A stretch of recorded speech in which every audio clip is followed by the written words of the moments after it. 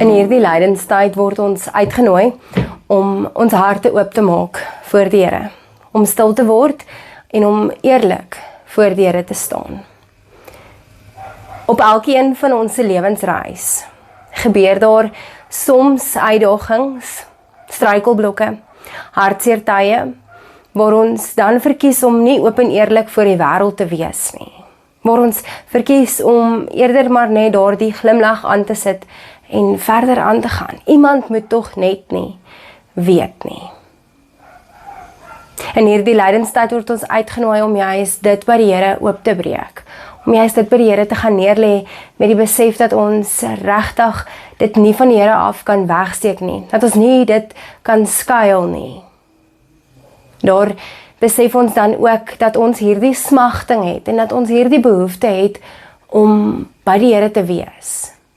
En dan hoor ons ook baie keer dat ons hierdie smagting en hierdie behoefte het om net nader aan God te wees, om net nader aan die Here te wees, om hulp en krag net te kan ervaar.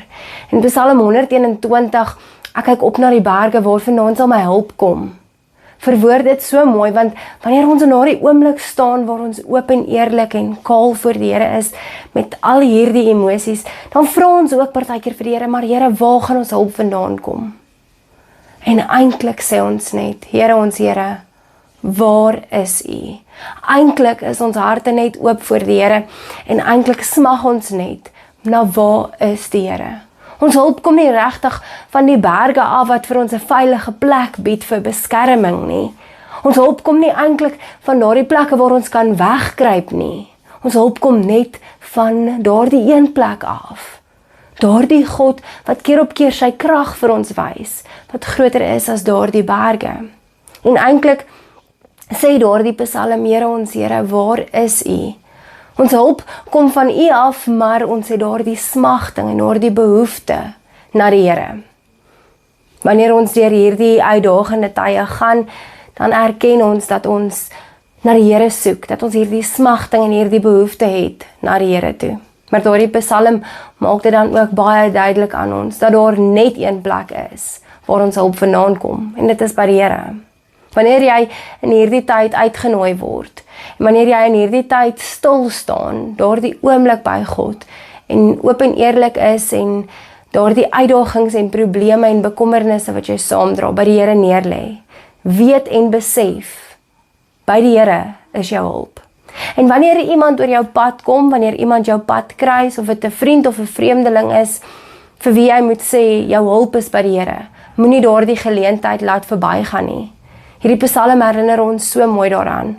Daar's net een plek waar ons hulp vandaan kom. En mag ons uitroep wees, Here, ons Here, waar is U? Dat ons nog nader aan sy teenwoordigheid sal wees.